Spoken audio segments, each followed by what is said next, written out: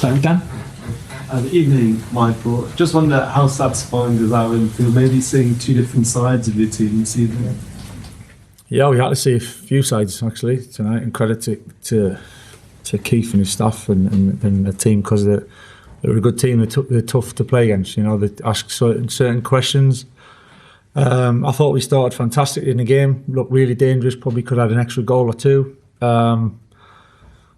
And then they came into it a little bit. So half-time was a good position for us to be in. We tweaked a couple of things at half-time and probably had a little bit more control. The game wasn't as open, which at that stage is exactly what we kind of wanted, really, and seeing the game out in tough circumstances. So it's a big 3 points. You know, it's that time of the season where results are crucial, you know, and the boys, to win again is a good habit to get used to, but it's an important one for us.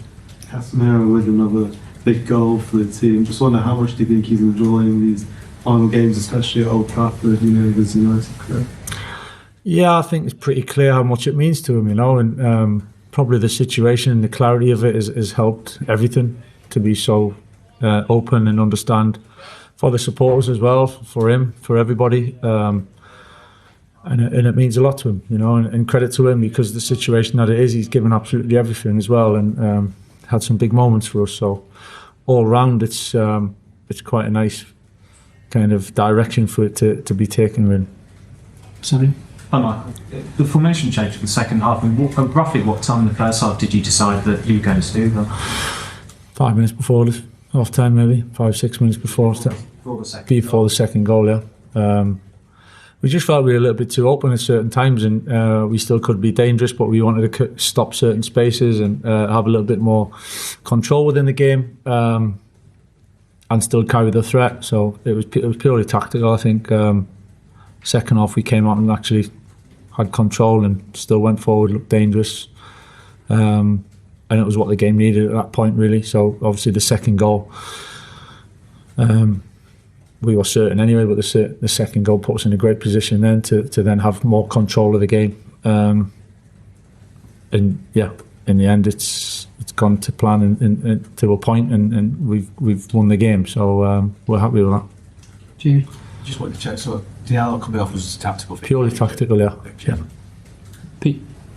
Hi, Michael. Another impressive Kobbie display tonight. Was perhaps the most pleasing part of tonight his defensive effort, flying into tackles, and is it something you've been working on behind the scenes?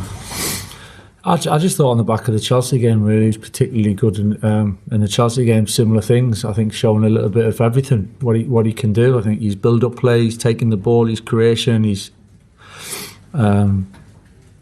starting the attacks. You know, he's so effective with that. But definitely his duels, 1v1s, recovery runs, back tackling. I think over the last 2 games he's taken that up a level. So it's great to see that he can do it. We know he can do it, and you're trying to give him more responsibility as the games go on. And still not expect too much of him as well, and understand and trying to help him a little bit. But he's doing great at the moment. Rob? Hi, Michael. Just in terms of the Champions League, you must feel like you're pretty much there now. I know it's not mathematical, but it's pretty much there. We'll give ourselves a great chance, you know. We'll put ourselves in a big position. I think these last 2 results have been big to that. It's a tough league, you know. It's tough to get wins. I think you can see that throughout the league. So to get the amount of wins we've had, and especially after the setbacks, you know, to Newcastle defeat, to then bounce back with Villa, the Leeds one to bounce back again. I think the lads have got to take a bit of credit for that, because this week's been very effective in terms of the league, you know. So the other side of it is Champions League's one thing, but it's not something that we should be over celebrating either, you know. We want to be finishing higher up the league, really, and we want to be challenging higher up the league and trying to get more points. So it's not, our season doesn't get to a close when that happens. I think it's one thing, certainly. We try and achieve it, and we've put ourselves in a good position at this moment, but there's still more work to be done. So? Hi, Michael. What can you say about Bruno Fernandes? Another assist tonight. He leads in all aspects of the game. I mean, you might not want to celebrate Champions League, but it feels like he should be celebrating some kind of end of season accolades. Yeah, hopefully he does.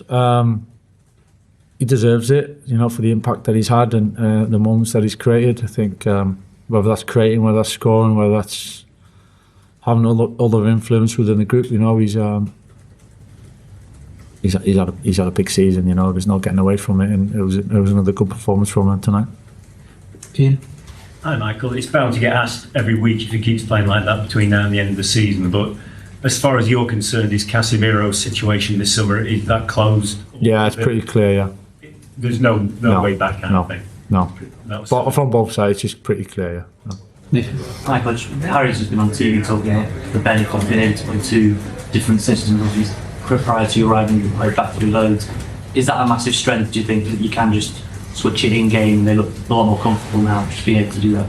Yeah, I think you've got to be able to adapt, you know, and play certain things. And I'm not really a big numbers formation kind of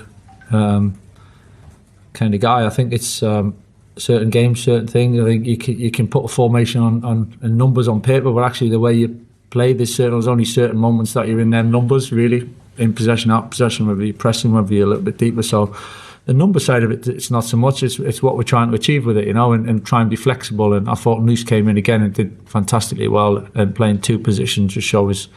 On the back of last week, he was very unlucky not to be playing tonight, but he stepped in great. And flexibility is important, adapting is important, and actually managing the game and what we need. And I thought we did that tonight. Carl, and then last question for Ty. Even Mr. Carrick, congratulations on the win. Stretford End just chanting one more year for Casemiro. You said the situation is resolved. He's got 4 games left. How do you go about maximising his presence on the field, in the dressing room, everywhere? It looks like in places, Mainoo and others are trying to take some pages from Newside's book as well. Because he's had an influence within the group, you know, he's got huge experience. He's a big player. He's achieved an awful lot in the game, and I have to say, since I've been, he's given everything that he could possibly give. You know, even the situation's probably helped that, knowing exactly where it's at. There's nothing to hide, and he's threw himself right into it. And it's football, you know. It's football. Some players come and go. Players have come and left this football club over the years, and you've got to evolve, and you've got to move on, and you've got to adapt, and